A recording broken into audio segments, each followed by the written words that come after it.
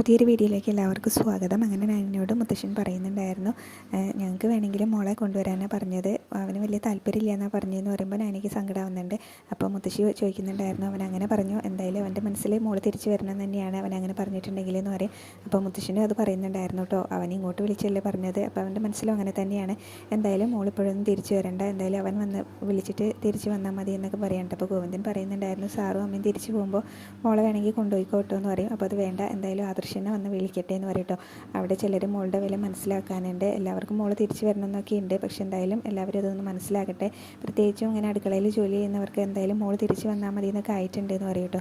അപ്പോൾ എന്തായാലും അനിയുടെ കല്യാണമല്ലേ, അപ്പോൾ എന്തായാലും വരണ്ടേന്ന് പറയുമ്പോൾ അതിന് കല്യാണത്തിന് എല്ലാവരും തലേ ദിവസം തന്നെ വരണം, കുടുംബത്തോടെ വരണം. എന്നിട്ട് അതിന് മുന്നേ ആദർശ് തിരിച്ച് മോളെ വിളിക്കാൻ വന്നിട്ടില്ലെങ്കിൽ എന്തായാലും കല്യാണം കഴിഞ്ഞിട്ട് ഗോവിന്ദൻ്റെ കൂടെ തന്നെ മോൾ ഇങ്ങോട്ട് പോന്നോട്ടെ എന്ന് പറയാണ് കേട്ടോ.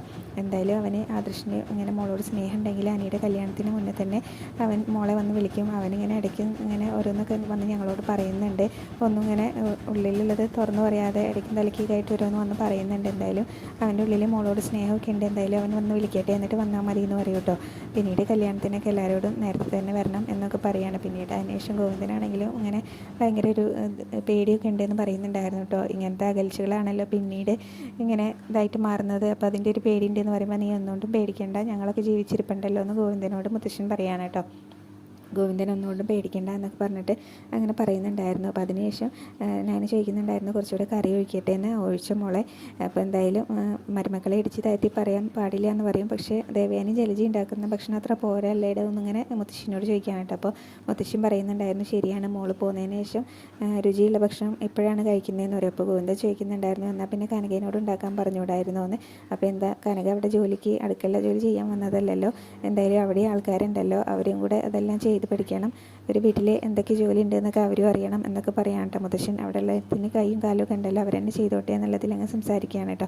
പിന്നീട് ജലജയും ദേവേനയും കൂടെ നയന വരുന്ന നോക്കി നിൽക്കുകയാണ് കേട്ടോ. അപ്പോൾ ദേവേനാണെങ്കിലും പുറത്തേക്ക് തന്നെ ഇങ്ങനെ നോക്കിക്കൊണ്ട് നിൽക്കുകയാണ്. അപ്പോൾ ജലജ വന്നിട്ട് ചോദിക്കുന്നുണ്ടായിരുന്നു, ഏട്ടത്തി ആരെയാണ് നോക്കി നിൽക്കുന്നതെന്ന്. അല്ല, അച്ഛനും അമ്മയും പുറത്ത് പോയതല്ലേ, അച്ഛനും ഇപ്പോൾ അസുഖമൊക്കെ അല്ലല്ലേ, അപ്പോൾ അവർ തിരിച്ച് വരുന്നുണ്ടോ നോക്കുക എന്ന് പറയും കേട്ടോ. അപ്പോൾ ജലജയാണെങ്കിലും നയന വരുന്നുണ്ടോ എന്ന് പുറത്തുനിന്ന് നോക്കുമായിരുന്നു. അപ്പോൾ ഞാനും അവരെ നോക്കിക്കൊണ്ടിരിക്കുകയായിരുന്നു എന്നൊക്കെ ഇങ്ങനെ ജലജയും പറയുന്നുണ്ടായിരുന്നു കേട്ടോ. അപ്പോൾ രണ്ടിൻ്റെ മനസ്സിലെന്തായാലും നയന തിരിച്ചു വരുന്നുണ്ടോ എന്നുള്ള അറിയാനുള്ള ഒരു ആകാംക്ഷയും കാര്യങ്ങളാണ് കേട്ടോ, അതിനാണ് നോക്കി നിൽക്കുന്നത്. അപ്പോൾ ഇവരുടെ സംസാരമെല്ലാം കേട്ടുകൊണ്ട് കനക അവിടെ തന്നെ നിൽക്കുന്നുണ്ടായിരുന്നു. അപ്പോൾ പിന്നീട് ദേവേനാണെങ്കിലും പറയുന്നുണ്ടായിരുന്നു, അവളെ നിർബന്ധിച്ചുകൊണ്ട് ഇങ്ങോട്ട് കൊണ്ടുവരണ്ടെന്നാണ് ഞാൻ അച്ഛനോടും അമ്മേനോടൊക്കെ പറഞ്ഞിട്ടുള്ളത്, എന്തായാലും അവൾ തിരിച്ചു വരാതിരുന്നാൽ മതിയായിരുന്നു എന്നൊക്കെയാണ് കേട്ടോ ജലജയോട് പറയുന്നത്. അപ്പോൾ എന്തായാലും ഞാനും അതിന് വേണ്ടിയിട്ട് നേർച്ചയൊക്കെ നേർന്നിട്ടുണ്ട് എന്ന് ജലജയും പറയുകയാണ്. എന്നിട്ട് മനസ്സിൽ പറയുന്നുണ്ട്, അവളെ തിരിച്ചു വരാൻ വേണ്ടിയിട്ടാണ് ഞാൻ നേർച്ച നേർന്നത്, അപ്പം നീയും മരുമകൾ തിരിച്ചു വരാൻ വേണ്ടി കാത്തിരിക്കുകയാണെന്ന് എനിക്കറിയാമെന്നൊക്കെ ജലജ മനസ്സിൽ ഓർക്കുന്നുണ്ടായിരുന്നു കേട്ടോ. എന്തായാലും രണ്ടിൻ്റെയും മനസ്സിൽ ഞാൻ എങ്ങനെയെങ്കിലും തിരിച്ചു വരണം എന്നൊക്കെയാണ് കേട്ടോ. പിന്നീട് പവിത്ര ഇങ്ങനെ ജോലി ചെയ്തുകൊണ്ടിരിക്കുന്ന സമയത്ത് ആദർശ് പോകുന്നത് കാണുകയാണ് കേട്ടോ. അപ്പോൾ നേരത്തെ തന്നെ ഓഫീസിൽ നിന്ന് ഇറങ്ങുകയാണ്. അപ്പോൾ ആദർശിനോട് ചോദിക്കുന്നുണ്ടായിരുന്നു, സാർ ഇന്ന് നേരത്തെ പോകുന്നതെന്ന്, അപ്പോൾ എന്താ എനിക്ക് നേരത്തെ പോയിക്കൂടെ എന്നൊക്കെ ചോദിക്കുന്നുണ്ടായിരുന്നു കേട്ടോ, ദേഷ്യപ്പെട്ടുകൊണ്ട്.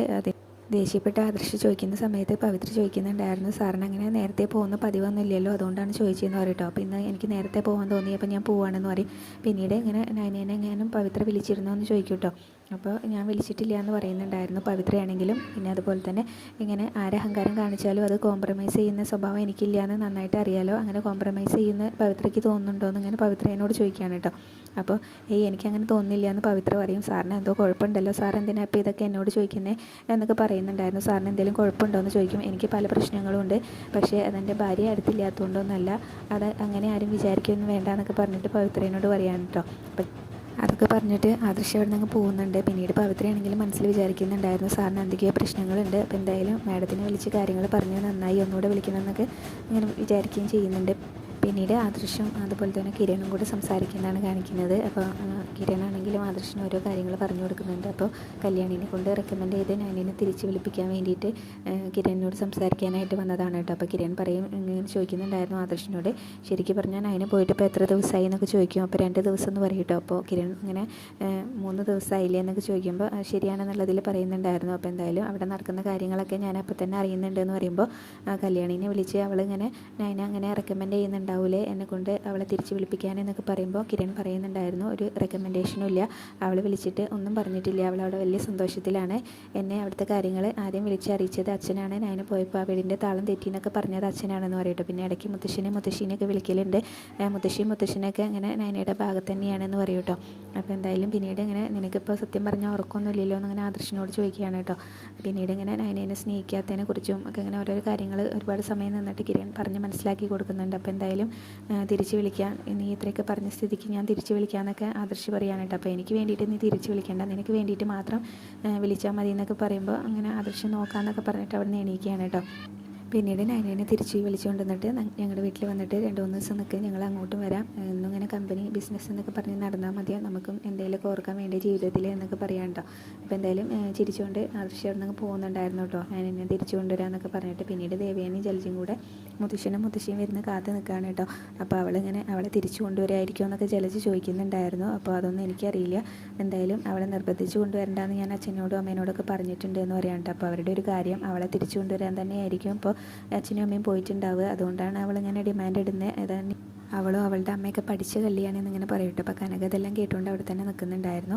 അപ്പോൾ എന്തായാലും ദേവയാനി ഇങ്ങനെ മനസ്സിലുള്ള ഒന്നും പറയുന്നില്ല, എങ്ങനെയും ഒന്നിങ്ങനെ ഞാൻ തിരിച്ചു വന്നാൽ മതി എന്നുള്ളൊരു ചിന്തയാണ് കേട്ടോ. പണിയെടുത്ത് നടുവൊടിഞ്ഞെന്നൊക്കെ മനസ്സിലോർക്കുന്നുണ്ട്. അപ്പോഴേക്കും ആദർശിൻ്റെ കാർ അവിടേക്ക് വന്ന് അവിടെ ഹോൺ അടിക്കുന്നുണ്ടായിരുന്നു. അപ്പോൾ അവർ വന്നു എന്നാണ് തോന്നിയെന്ന് പറയും കേട്ടോ. അപ്പോൾ രണ്ടും ഇങ്ങനെ നോക്കിക്കൊണ്ട് നിൽക്കുകയാണ്. അപ്പോൾ ആ സമയത്ത് ആദർശമായിരിക്കും കേട്ടോ കയറി വരുന്നത്, അത് ആദർശമാണെന്ന് പറയും കേട്ടോ. അപ്പോൾ നീ എന്താ മോനെ നേരത്തെ വന്നതെന്നൊക്കെ ചോദിക്കുന്നുണ്ടായിരുന്നു.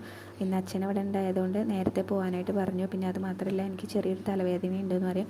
പിന്നീട് ആദർശ് ചോദിക്കുന്നുണ്ട് മുത്തശ്ശിയും പോയിട്ട് വന്നിട്ടില്ല എന്ന് ചോദിക്കും കേട്ടോ. അപ്പോൾ ഇതുവരെ വന്നിട്ടില്ല എന്ന് പറയും. അപ്പോൾ എന്തായാലും നീ ഇടയ്ക്ക് മുത്തശ്ശിനെ വിളിച്ചിരുന്നു എന്നൊക്കെ ചോദിക്കുമ്പോൾ ആ ഇടയ്ക്ക് വിളിച്ചിരുന്നു, അപ്പോഴും ഞാൻ അവളെ നിർബന്ധിച്ച് ഇങ്ങോട്ട് കൊണ്ടുവരണമെന്ന് പറഞ്ഞിട്ടുണ്ട് എന്ന് പറയും കേട്ടോ. അപ്പോൾ ദേവേനയും പറയുന്നുണ്ടായിരുന്നു, ഞാനും അത് തന്നെയാണ് അച്ഛനോടും അമ്മേനോടും പറഞ്ഞത്, അവളെ നിർബന്ധിച്ച് ഇങ്ങോട്ട് കൊണ്ടുവരണ്ടെന്ന് പറഞ്ഞിട്ടുണ്ട് എന്ന് പറയും കേട്ടോ.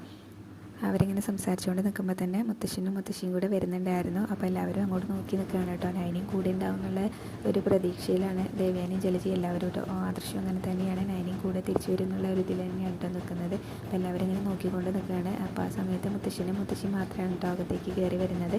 എന്നിട്ട് മുത്തശ്ശൻ വന്നിട്ട് പറയും, ഞങ്ങൾ മോളെ കുറേ നിർബന്ധിച്ചു കൂടെ വരാനായിട്ട്, പക്ഷേ മോൾക്ക് വരാൻ ഒട്ടും താല്പര്യമില്ല എന്നാണ് പറഞ്ഞത്, മോള് എന്തായാലും കാല് പിടിക്കുന്ന പോലെയാണ് കുറച്ച് ദിവസം കൂടെ അവിടെ നിൽക്കട്ടെ എന്ന് പറഞ്ഞത്, അതുകൊണ്ട് പിന്നെ ഞങ്ങൾ വല്ലാതെ അങ്ങ് പറഞ്ഞില്ല എന്ന് പറയട്ടോ. മോൾക്ക് അവിടെയാണ് സന്തോഷിച്ചാൽ അവിടെ തന്നെ നിന്നോട്ടെ എന്ന് പറയും. ഗോവിന്ദനാണെങ്കിൽ ഒരുപാട് നിർബന്ധിച്ചു മോളെ, പക്ഷേ മോൾക്ക് വരാൻ താല്പര്യം ഉണ്ടായിരുന്നില്ല. അവർക്ക് ഇപ്പോൾ അവിടെ അത്യാവശ്യം ജോലിയൊക്കെ കിട്ടുന്നുണ്ട്, അതുപോലെ തന്നെ ഒരു ആർട്ട് ഗ്യാലറി ഒക്കെ ഉണ്ടായിരുന്നല്ലോ, ഇനിയിപ്പോൾ അതെല്ലാം നടത്തി അവിടെ തന്നെ കൂടുമെന്നൊന്നും പറയാൻ പറ്റില്ല എന്ന് പറയും. അപ്പോൾ എന്നിട്ട് ആദർശിനോട് ചോദിക്കുന്നുണ്ടായിരുന്നു, നിങ്ങൾ തമ്മിൽ ശരിക്കും സ്നേഹമുണ്ടോ, അങ്ങനെ സ്നേഹിക്കുന്നവരാണെങ്കിൽ ഇങ്ങനെ മാറി നിൽക്കില്ലല്ലോ എന്നൊക്കെ പറയട്ടോ.